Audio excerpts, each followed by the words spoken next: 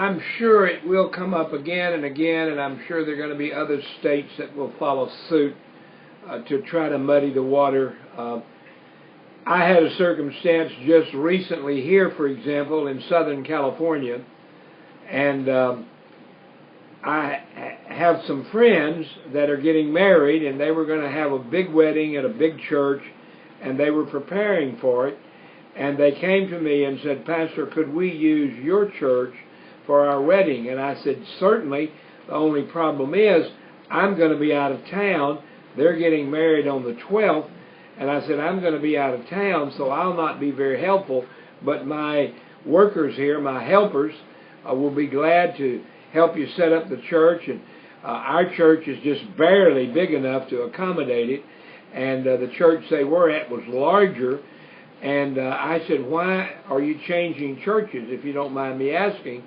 And they said, "Well, the church that we were going to do it at was plenty big, and they were willing to do our wedding, but they decided that due to the opinion given by the judges in Washington that they were not going to do weddings anymore in their church, period. No weddings." And so they canceled their wedding reservation that they had, and they had to find something else last minute. And it was simply because the church said, "We will not do weddings anymore." I believe that's a very cowardly response. I'm here to tell you that the First Baptist Church and Messianic Fellowship will continue to do Bible correct marriage, biblically correct marriage. And we are going to continue to do marriages. We will not do incorrect according to the Bible. We will not allow weddings between two men or two women or any of that nonsense. In fact, the matter is, we will not do weddings between people who are divorced unless their mate has died, because that would be adultery according to the Bible. But we will continue to do weddings as we have always done weddings. We have never honored so-called same-sex or sodomite marriage. We will never sanction that. We will never agree to it. We will not hate sodomites. We will pray for them and pray that they'll come to know the Lord as Savior and Lord and get their life straightened out. So, that's just another example of people taking a cowardly approach. The church is saying, we don't want to take a stand, so we just won't do weddings. And now Indiana is saying, we're not going to say husband and wife, we're going to say applicant 1 and applicant 2. How ridiculous, how cowardly that is. It sure is. Well, ladies and gentlemen, we're live on the air with you here from the West Coast headquarters of the Congressional Prayer Conference of Washington, D.C. We have someone on from Indiana with us. We had someone else on with us from Nevada. Is there anyone else on with us from any other state?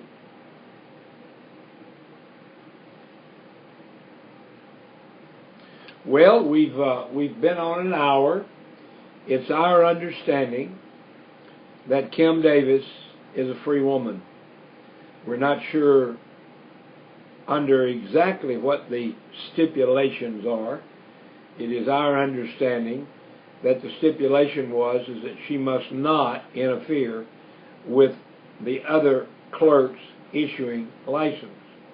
And it is my understanding that she is the chief clerk or the clerk in charge, and if she's been released from prison, from jail, to go back to work, then she will continue to enforce the law. No marriages between sodomites. One man, one woman is what the law says in that county, and that's what the law says in that state. And as a sworn member of that state body, she will not violate that, nor will she violate her conscience to allow her name to be placed on an application for people that are sodomites. So, some says it's over. Well, it's not over. And this will go on. And I want to say thank you to the people, boots on the ground, in Kentucky. And on their way there, as Coach Dave said, some of them probably aren't even there yet. I want to say thank you to the man that is from my home state, Arkansas, and that is Brother Mike Huckabee. Back in 2008, I endorsed him as a candidate for the presidency of the United States. I was a candidate in 2008 as vice president, not under him, but under Dr. Alan Keyes. But I did endorse Mike Huckabee and got in trouble with the IRS over it. And of course they finally just went away and dropped the case. But for your information, on the first day of September, Wiley S. Drake Sr., that's me, and Apostle Blossom Brackman, we both pulled our papers to be president and vice president candidate for the United States of America. Not as Republicans, not as Democrats, not as independents, but as a write-in candidate.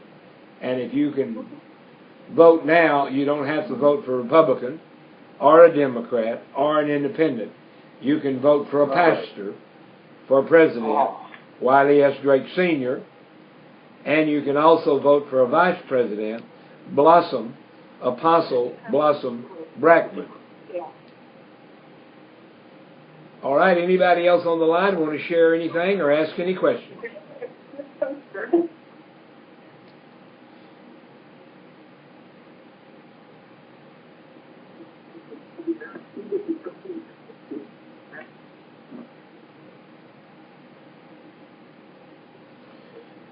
Well, ladies and gentlemen,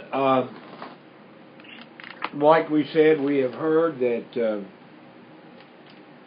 Kim Davis has been freed, and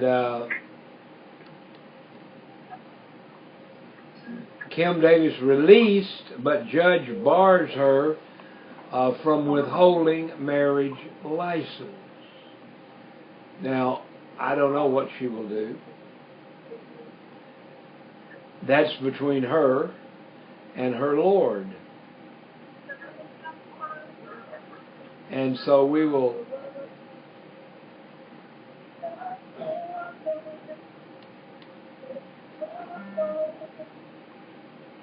continue to pray for her, continue to pray for her attorney.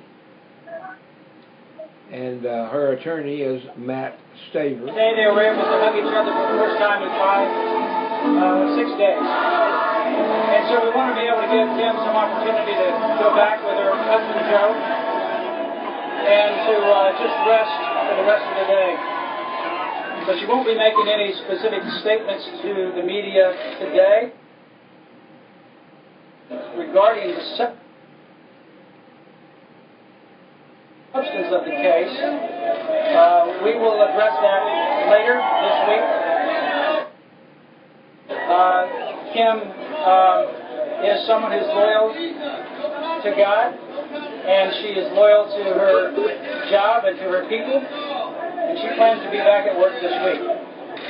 But I can guarantee you, knowing Kim, she loves God, she loves people, she loves her work, and she will not betray any of those three. She'll do her job good. She'll serve the people as they want her to serve, and she was elected. And she'll also be loyal to God, and she's not going to violate her conscience. So she's released today, and we're certainly rejoicing in her release. But the court order did not resolve the underlying issue, and that issue is Kim Davis has asked for a very simple accommodation. Remove her name and her authority from the marriage certificates. And that's what we've asked from the very beginning. Kim still is asking for that today, and we will continue to ask for that in the future. We believe that the court could act on that. We believe the governor could act on that, and we believe the Kentucky Assembly can act on that as well. But either way, independently or in combination with each other, we're still asking for Kim Davis and others like her to have her conscience and her religious convictions accommodated. Kim's life was drastically changed 4.5